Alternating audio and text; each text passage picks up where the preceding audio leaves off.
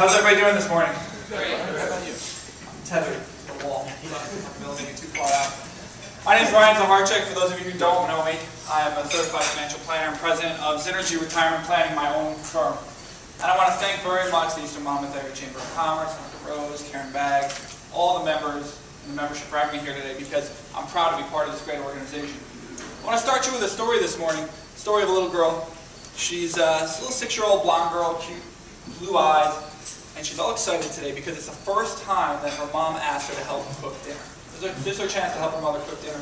So she takes the chair and she pulls it up to the counter and she steps up and she's asking her mom questions as she goes throughout the whole process. And the mom takes the roast out of the fridge, puts it on the counter, starts to season it. Mom, why are you seasoning the roast? Oh, because it gives it flavor. So she's answering the questions as she goes. Then the mother takes out a knife and cuts the ends off of the roast. And the little girl says, Mom, why'd you cut the ends off of the roast? And the mother said, you know, that's just the way my mom's always done it. I'm not really sure, but that's just the way you make a roast. That's the way my mom taught me how to do it. I said, okay, no problem. Didn't really sit right with the girl, not knowing why she cut the ends off. But they finished making the roast and had their dinner, and it was delicious. But fortunately for the little girl, they happened to be going to visit their grandmother that weekend. So Saturday rolls around, the little girl barges through Grandma and Grandpa's door. She's all excited because this is her opportunity to get the answer to her question. She runs in and Grandma says, hi dear, how are you? Picks her up, gives her a big hug. And the first thing out of her mouth is, why do you cut the ends off of the roast? And the grandmother was a little taken aback. She said, what are you talking about? And the little girl says, well, Mom, I was cooking dinner with Mom. And she said that you taught her how to cut the ends off of the roast. And the grandmother said, oh, well, you know, that's just how you make a roast. That's the way my mother did it, and that's just how you make a roast. So the little girl was now pretty disappointed. But she had her opportunity, because the next day they went to visit Nana in the nursing home. Nana wasn't doing so hot. So she's in a wheelchair, and the little girl comes up, sits on her lap, and says, Nana, can you please tell me why Grandma and Mommy cut the ends off of the roast? They said that you taught her to do it. And Nana looked at her and said, is that what they said? Is that what they do? She said, yeah. And Nana said, I cut the ends off of the roast because the pan was too small. So I had to cut the ends off so it would fit into my pan.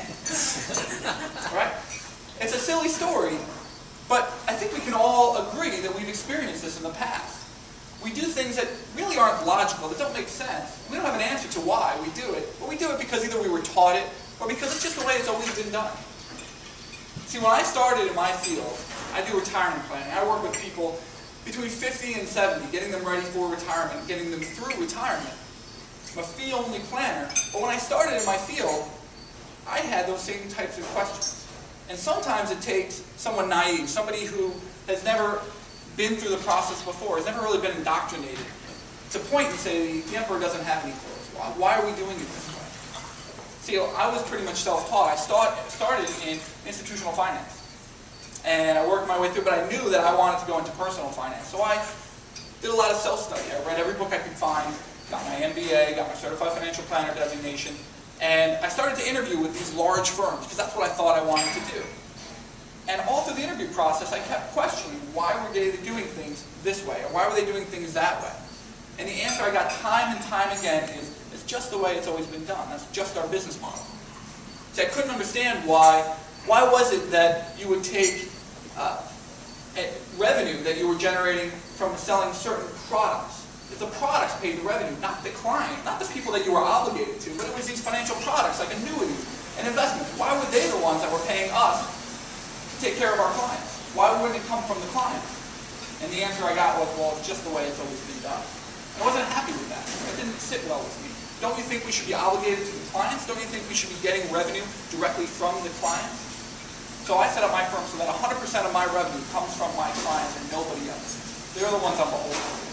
It also didn't sit well with me that how could we charge somebody who's in retirement, trying to get them between 7 and 9%, and we're charging them 3%? How does that make any sense? At the end of the day, they're getting 5% before even paying a single dime in taxes. It's just the way it's always been done. That's our business model. That's what we do. See, that didn't sit well with me.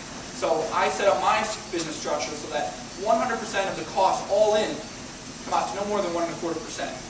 So that way when I'm working with retirees, when I'm working with someone, so we can make sure that they have enough money to last the rest of their lives.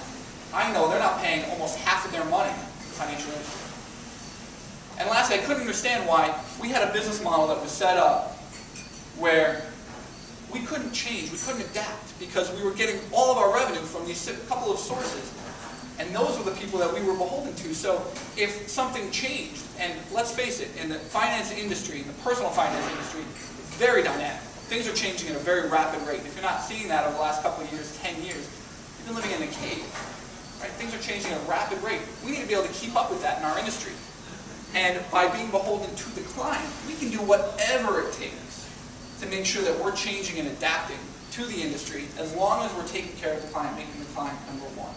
We're not worried about this annuity product that maybe has become obsolete, but that's our largest revenue source. So, we can't change what we're doing, because that's the way it's always been done.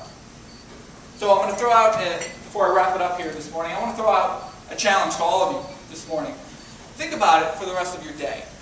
What are you doing when it comes to your investments, when it comes to your retirement, even when it comes to the decisions you're making in your business and in your life? Are you doing what makes sense? Are you doing what's logical? Or are you doing things the way they've always been done? Because that's just the way you were taught.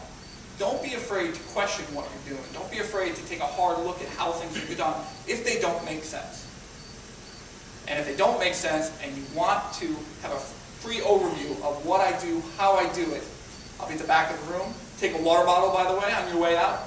And we'll go through and we'll take a look at your investments and make sure that they make sense, that they're logical, and it's just not the way it's always been done.